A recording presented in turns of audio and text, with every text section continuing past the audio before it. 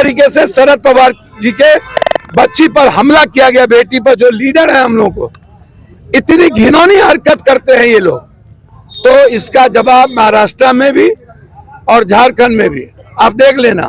सरकार देगा कि अभी इनको जानकारी, घर की रेकी, घर में सारे चीज मैंने दे दिए हैं। अब कहाँ पाकिस्तान का फोन नंबर से अभी जस्ट आया कि भैया माफी मांग, नहीं तो मारना तय है। तो भैया आप एक बात बताओ, सच्चाई बोलने से पप्पू यादव को कोई रोकेगा? आपको लगता है कि इंसानियत के लिए? मैं जात पात नहीं करता, मर जाऊंगा राजनीति में जात पात नहीं करूंगा, भगवान की सौगंध खा के कहता हूं। हिंदू मुसलमान नहीं करूंगा, हम लोग सभी जाति धर्म के साथ चलते हैं। सांसद जी जो धमकी आई उसमें आपको क्या कहा गया? साफ कहा गया, कहाँ पहुंच गए? रात सुबह पटना पहुंचे तो बोले पहुंच गए। घर की उर्दू में लिख करके भेजते हैं, फिर भेजते हैं आज केक काटा गया एयरपोर्ट को लेके, तो बोला अपना भी केक काट लो। डॉक्टर अल्लामा इकबाल ने क्या खूब भारत देश की अजमत को बयान किया था। यूनान, मिस्र, रोमा सब मिट गए जहाँ से, अब तक मगर बाकी नामो निशां हमारा।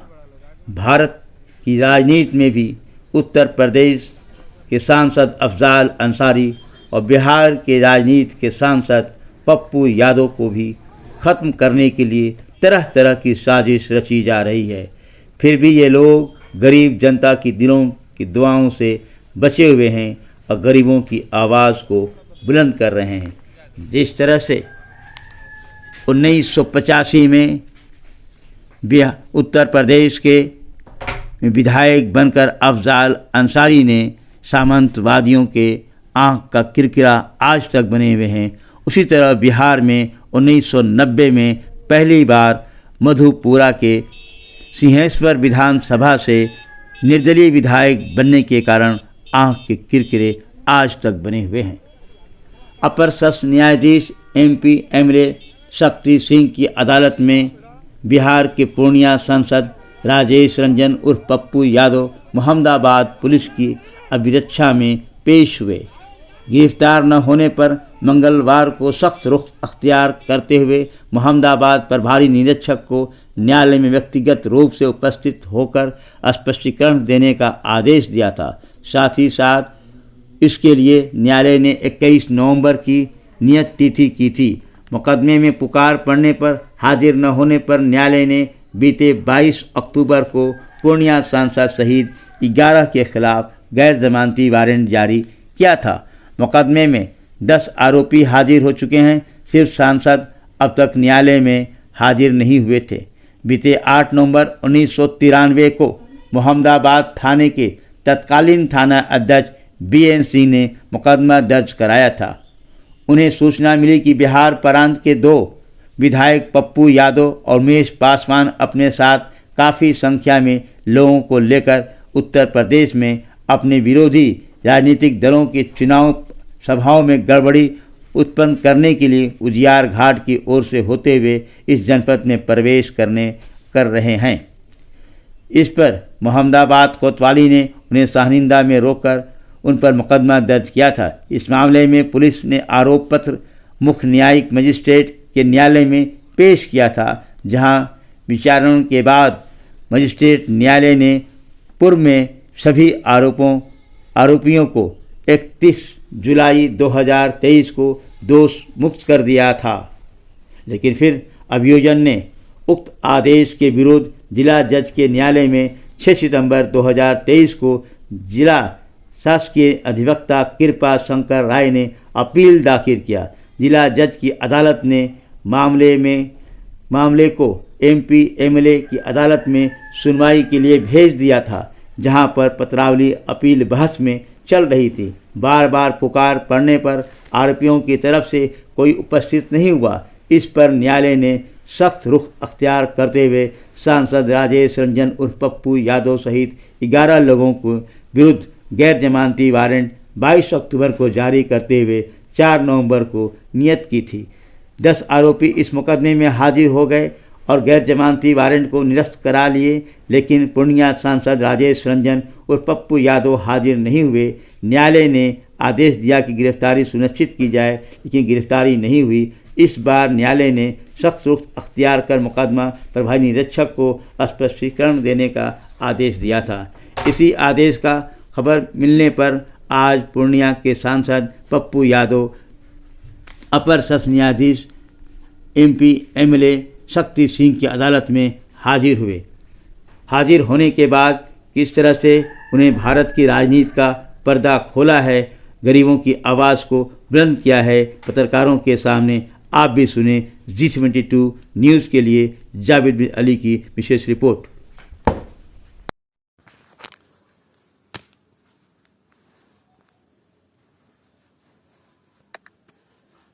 ने अदानी के बीट दारू और अदानी के पैसे और अदानी के खरीदे हुए गुंडे तस्कर को जो गिद्ध दृष्टि थी जल जंगल जमीन पर, छत्तीसगढ़ और उड़ीसा के तरह आदिवासी EBC के अस्तित्व पर जो खतरा था, हम लोगों ने चुनौती के साथ मुकाबला किया। हेमंत सोरेन जी की सरकार दोबारा बड़े बहुमत के साथ लौट चुकी है। जिस तरीके से हेमंत जी को मरवाने का प्रयास किया गया था और राहुल गांधी जी को लगातार अपमानित करने का प्रयास झारखंड में, महाराष्ट्र में, राहुल गांधी, हेमंत सोरेन, कल्पना सोरेन हमेशा हम 450 में गैस सिलेंडर देंगे, 3-2,500 रुपया पर महिलाओं को बिना किसी जात पात के, 200 यूनिट बिजली, सारे बिजली फ्री, मैया योजना। और ये लोग रोहिंग्यांग की बात करते थे। दुनिया में मात्र 17 लाख रोहिंग्यांग है वर्ल्ड में। 11 साल से ये प्रधानमंत्री हैं कि इनको बताना चाहिए रोहिंग्यांग के बारे में कि कितने रोहिंग्यांग आए। तो ये कमी किसकी है? गृह मंत्री जी की। आप 23 साल वहां रहे, हेमंत जी के पहले आप 5 साल वहां सरकार में रहे, तो आप उस वक्त आपको रोहिंग्यांग नजर नहीं आया? 5 मुख्यमंत्री एक तरफ, 5 मुख्यमंत्री। तो हमारे नेता राहुल गांधी हमेशा बात किए हैं कंप्लीट रूप से गरीबों के और आम आदमी को हम क्या देंगे। 2 लाख रुपया किसान का ऋण माफ कर दिए, बिजली बिल माफ कर दिए, और मैया योजना जिस तरीके से कल्पना सोरेन और हेमंत सोरेन जी ने मिल करके घर घर तक पहुंचाया, तो आज क्रांतिकारी जीत हुई है। जो आसाम से आकर के एक गुंडे जिन्होंने अपने पत्नी के खाते में सारे पैसे लिए और कॉरपोरेट जी पत्नी के खाते में, और जिस तरीके से शरद पवार जी के बच्ची पर हमला किया गया, बेटी पर, जो लीडर है हम लोग को, इतनी घिनौनी हरकत करते हैं ये लोग। तो इसका जवाब महाराष्ट्र में भी और झारखंड में भी आप देख लेना, सरकार बन गई। भाजपा का दावा है कि महाराष्ट्र और झारखंड दोनों में आ रहे हैं। सर आप एक्सिस पोल भी देख लो, हम तो झारखंड में 23 दिन थे ना, हम तो 23 दिन के बाद 24वां दिन यहाँ आए हैं। हमें जब जानकारी मिली, आने का कोई मतलब नहीं था। आज गाजीपुर कोर्ट में आए, आपके ऊपर नॉन अवेलेबल वारंट था, आप कोर्ट में कस्टडी में थे, क्या था ये? देखिए, एक बात समझ में नहीं आती है, अपील जब कोई होता है केस एक्यूटर, तो वहाँ नॉन अवेलेबल वारंट का क्या इशू है मैं नहीं अभी बता सकता, और लॉयर बताएंगे। हमें जानकारी यहाँ के कोतवाल साहब ने दी, और जैसे दी उन्होंने जानकारी, हम वैसे ही यहाँ कोर्ट के रेस्पेक्ट के लिए आए, और कोर्ट के रेस्पेक्ट पर कोई सवाल नहीं। हम लोग लॉ मानने वाले हैं, बीजेपी वाले लॉ तोड़ने वाले हैं, इसलिए आप चिंता मत करिए। हम आए तुरंत, कल प्रचार खत्म हुआ और लगातार हमले होते रहे। एक कॉर्पोरेट MP के द्वारा, जो मुंगेरी लाल का हसीन सपना है, जो मुख्यमंत्री बनने का सपना देख रहे थे, हम क्या बोले उसके बारे में, वो हमेशा गाली गलौज करते हैं। भाजपा में कहावत है, बड़े मियाँ तो बड़े मियाँ, छोटे मियाँ सुभान अल्लाह। भैया हमारे, आप चिंता मत करिए, 23 तारीख को 10 बजे तक आपको जनता का फैसला सामने होगा।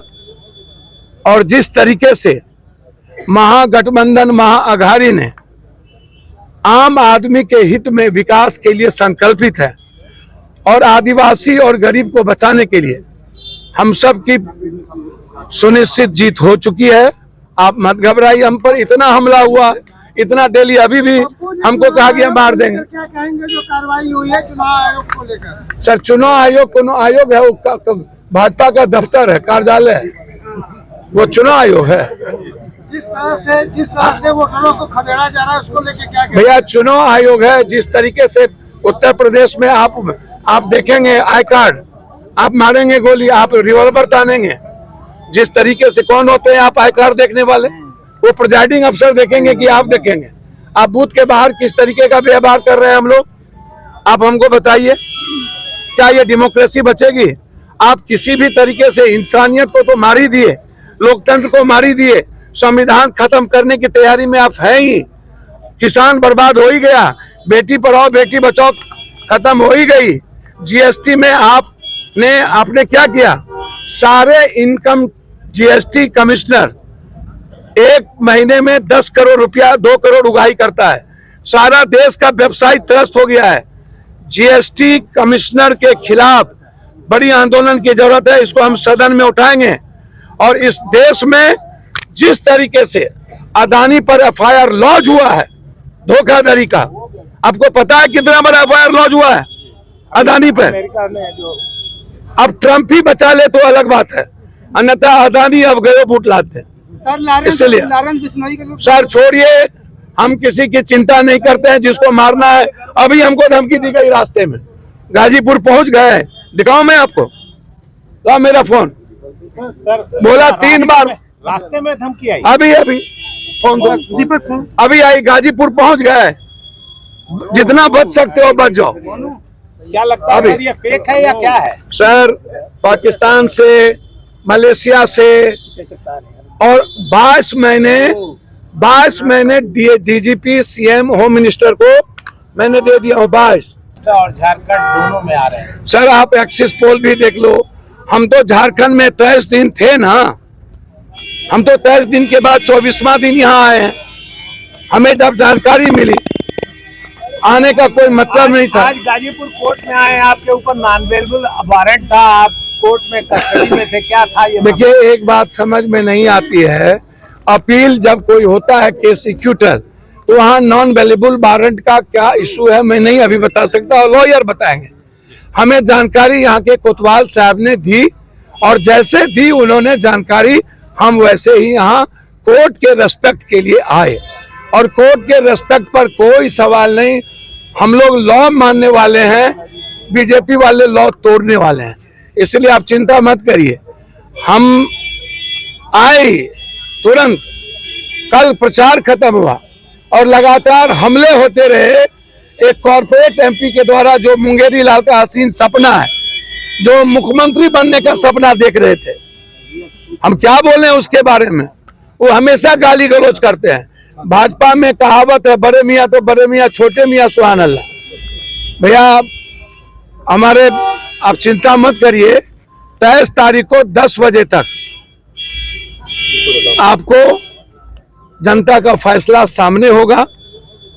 और जिस तरीके से महागठबंधन, महाअघाड़ी ने आम आदमी के हित में विकास के लिए संकल्पित है, और आदिवासी और गरीब को बचाने के लिए हम सब की सुनिश्चित जीत हो चुकी है। आप मत घबराइए, हम पर इतना हमला हुआ, इतना डेली, अभी भी हमको कहा गया मार देंगे। क्या कहेंगे जो कार्रवाई हुई है चुनाव आयोग को लेकर? सर, चुनाव आयोग कोनो आयोग है? वो भाजपा का दफ्तर है, कार्यालय है, वो चुनाव आयोग है। जिस तरह से वोटरों को खदेड़ा जा रहा है उसको लेके क्या कहेंगे? भैया, चुनाव आयोग है। जिस तरीके से उत्तर प्रदेश में आप देखेंगे आई कार्ड, आप मारेंगे गोली, आप रिवॉल्वर तानेंगे, जिस तरीके से कौन होते हैं आप आई कार्ड देखने वाले, वो प्रिजाइडिंग अफसर देखेंगे कि आप देखेंगे। आप बूथ के बाहर किस तरीके का व्यवहार कर रहे हैं हम लोग, आप हमको बताइए। क्या ये डेमोक्रेसी बचेगी? आप किसी भी तरीके से इंसानियत को तो मार ही दिए, लोकतंत्र को मार ही दिए, संविधान खत्म करने की तैयारी में आप हैं ही। किसान बर्बाद हो ही गया, बेटी पढ़ाओ बेटी बचाओ खत्म हो ही गई। जीएसटी में आपने क्या किया? सारे इनकम जीएसटी कमिश्नर एक महीने में 10 करोड़ रुपया, 2 करोड़ उगाही करता है। सारा देश का व्यवसाय त्रस्त हो गया है। जीएसटी कमिश्नर के खिलाफ बड़ी आंदोलन की जरूरत है। इसको हम सदन में उठाएंगे और इस देश में जिस तरीके से अदानी पर एफआईआर लॉन्च हुआ है धोखाधड़ी का, आपको पता है कितना बड़ा एफआईआर लॉन्च हुआ है अदानी पर? अमेरिका में जो अब ट्रंप ही बचा ले तो अलग बात है, अन्यथा अदानी अब गए बूट लाते हैं। इसलिए सर छोड़िए, हम किसी की चिंता नहीं करते हैं। जिसको मारना है, अभी हमको धमकी दी गई रास्ते में, गाजीपुर पहुंच गए। दिखाओ मैं आपको, ला मेरा फोन, सर बोला 3 बार रास्ते में धमकी आई। अभी फोन दो, अभी आई, गाजीपुर पहुंच गए। जितना बच सकते हो बच जाओ। क्या लगता है अभी। सर, ये फेक है या क्या है? सर पाकिस्तान से, मलेशिया से और 22 महीने डीजीपी, सीएम, होम मिनिस्टर को मैंने दे दिया हूँ 22 कि कहां से मलेशिया, नेपाल, आप उसको देखोगे क्या है नहीं है, ये आप जांच करोगे तो पप्पू यादव तो जांच करेगा नहीं।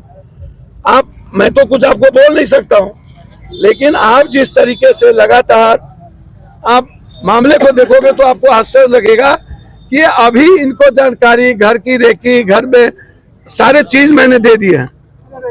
अब कहाँ पाकिस्तान का फोन नंबर से अभी जस्ट आया कि भैया माफी मांग, नहीं तो मारना तय है। तो भैया आप एक बात बताओ, सच्चाई बोलने से पप्पू यादव को कोई रोकेगा? आपको लगता है कि इंसानियत के लिए? मैं जात पात नहीं करता, मर जाऊंगा राजनीति में जात पात नहीं करूंगा, भगवान की सौगंध खा के कहता हूं।